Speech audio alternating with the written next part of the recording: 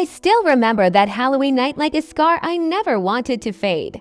It started with a group chat and a stupid idea. The kind of plan that sounds hilarious until it's 2 a.m. and you realize you might just signed up for a haunting. There were 5 of us, me, Liam, my best friend Mia, her boyfriend Jason, my cousin Sam, and Zoe, who had this habit of laughing at everything, even when she was scared. We were all 17, restless, and bored of small-town life in Willow Creek, a place so sleepy that even the ghosts probably took naps. Then someone mentioned the old wicker house. It stood at the end of a forgotten road on the edge of town, surrounded by trees that looked like they were whispering secrets. Legend said it was once owned by a doctor who vanished after experimenting on people's dreams. Classic urban myth stuff. Still, every October, kids dared each other to go there. Nobody ever did. This year, we decided to be the ones who would. Guys, this is perfect. Mia had said, her eyes sparkling. Well, film it, make a TikTok series. The Wicker House Challenge. Jason, ever the skeptic, rolled his eyes. Yeah, and get eaten by dream ghosts. Cool plan, babe. I laughed nervously. Come on, it's probably just a dusty old place. Worst case, we get tetanus. That's how every bad idea in horror movies begins, with confidence and bad flashlights. We left around 10 p.m. The moon was full, the air smelled like wet leaves and cheap candy, and the entire town was glowing with plastic pumpkins and fake cobwebs. But as soon as we turned onto Wicker Street, everything went quiet. No more lights, no laughter, just fog and the crunch of gravel under our shoes. Anyone else getting creepy movie vibes? Zoe whispered. Yeah, Sam muttered. Like the part where we all die first. The wicker house appeared from the mist like something out of a nightmare. Tall, crooked, its windows like black eyes. The front door hung open, creaking gently. I tried to play it cool. Ladies first? Mia glared. Nice try. We stepped inside.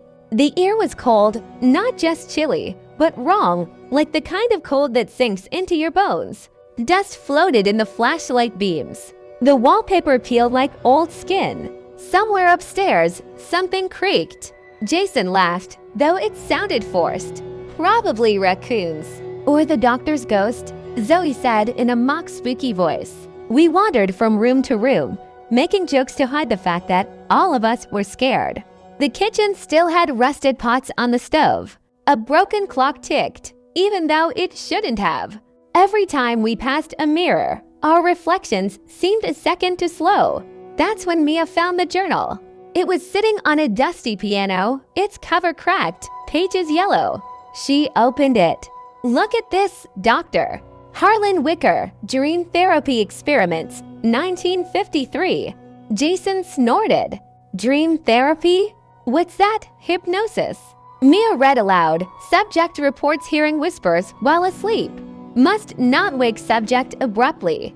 Creepy, Zoe said. Let's read more.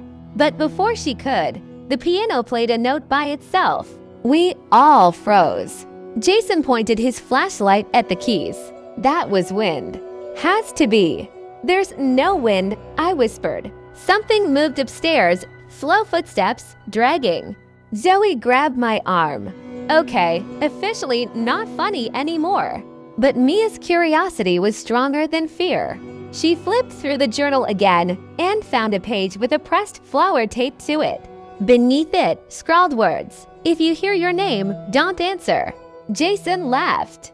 Oh, please. Like the house is gonna start, Jason, said a voice from upstairs. We all turned at once. It wasn't any of us. It was calm, measured, whispery. Jason. Jason went pale. That sounded like my mom.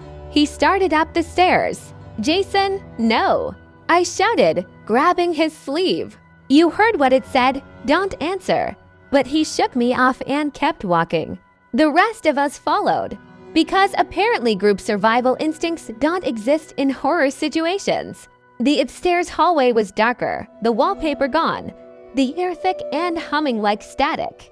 Jason stopped in front of a half-open door. From inside came a soft humming, a lullaby. Mia whispered, "That's your mom's song." Jason pushed the door open. The room was empty, except for a single mirror standing in the middle. In its reflection, a woman stood behind him. He turned, and there was nothing. But in the mirror, she smiled and whispered something we couldn't hear. Jason screamed and smashed the glass. The sound echoed through the house like a gunshot. And then everything went black. When I woke up, I was lying on the living room floor. The others were scattered around me, groaning, disoriented. "What the hell just happened?" Zoe said, clutching her head. The house was silent again. Number piano, no footsteps. The journal was gone. Jason sat up, trembling. "It talked to me," he whispered. It said I was next. We didn't wait to find out what that meant. We bolted out of that house so fast I think we broke a record. When we got back to the street, everything looked normal again, even cheerful. The fog had lifted, and we could hear kids laughing somewhere down the block. But Jason's hands were covered in small cuts, like from broken glass. For a week, none of us spoke about it, until Mia texted me late one night. Greater than Mia, "You won't believe this." Me, "What?" Mia, "Jason's been having nightmares. Says he keeps seeing mirrors." Me, "You think it's the house." Mia, "I don't know." But the journal showed up in his room. That was the last message I got before her phone went dark for a day. When she called back, her voice shook. "Liam, the journal has new writing." It says, they answered. We panicked. Of course we did. But then Zoe, the one who always laughed, said, "Wait, what if this is all some kind of trick? Like psychological?" So we went back. Because apparently we're geniuses. This time, though, we brought something new. A mirror from my house. Mia's idea was that if the mirror trapped whatever haunted the Wicker house, maybe another one could reverse it. We set it in the hallway and waited. The air grew cold again. The piano played. And in the reflection, I saw her, the woman Jason had seen. But she wasn't scary. She looked sad. Then she spoke, soft as a sigh. "He took my dreams. Give them back." Mia stepped forward. "Doctor." "Wicker?" she asked. "What did he do to you?" The woman's image flickered, her face twisting between pain and relief. "He trapped me here." In every reflection. Until someone listened. The mirror cracked. A faint light spilled out, like dawn. Then, silence.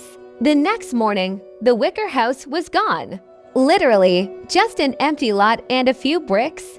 Jason said his nightmares stopped. Mia said the journal had turned to blank pages. And me? I couldn't stop wondering what it meant, give them back.